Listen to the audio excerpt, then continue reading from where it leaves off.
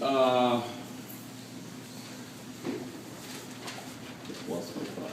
I was reading this morning a theologian who said, in prayer, we practice heaven, which I think is a good idea.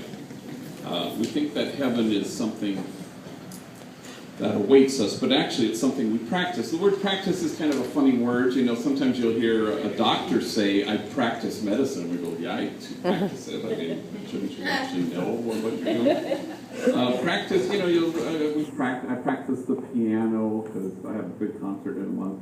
I run every day because I have the marathon.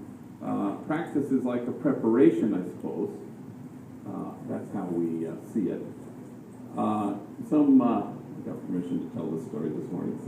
Some time ago, I traveled, was greatly blessed to travel to New Orleans and Baton Rouge, Louisiana, with Chino in band. And so they helped me give a bunch of talks, and they, you know, very courageously stood up in front of large rooms of people. And Chino was always what's the name of the city we're in? Baton Rouge would sometimes come out as Beirut, or Babe Ruth was my favorite one.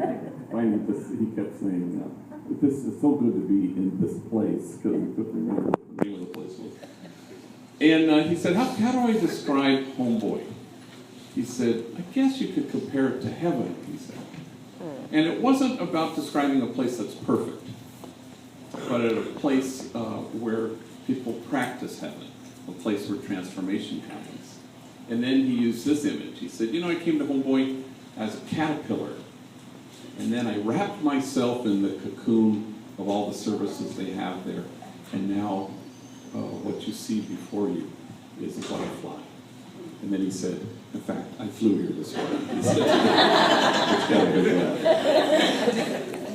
so heaven is not a promise, but it's a practice, and that's important.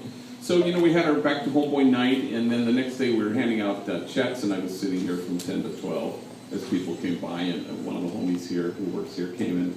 And I said, hey, thanks for coming to that thing last night. It was good to have you here. He said, you know, I discovered something last night. He said, Homeboy is my immediate family. And then he points out to a coworker who was sitting waiting for him in the front row here. He says, see that guy out there? I said, yeah. Well, he's my enemy.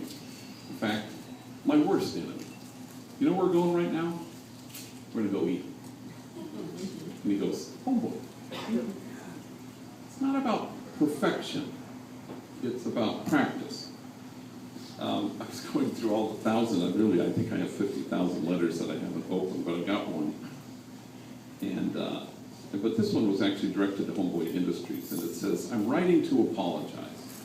My addiction has proven to be too much, too strong for me to cope with alone. I paroled after 11 years. I was out only 8 months. Someone in your bakery was pushing me to take a chance and get on board with the Homeboy program. I was going to your NA meetings, but I was not avoiding the traps. I took a plea deal for 8 more years. I'm very blessed not to have life due to my 2-strike history.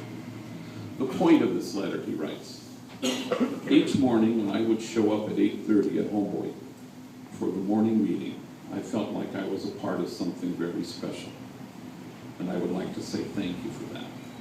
Upon my release, I would like to come back and reapply for a spot in your program. Thank you so much. It's not about perfection. We are who we are, and we struggle every day. But what we hope to do around here is to practice heaven every day. Heaven is not a promise and not something we wait for. It's a practice.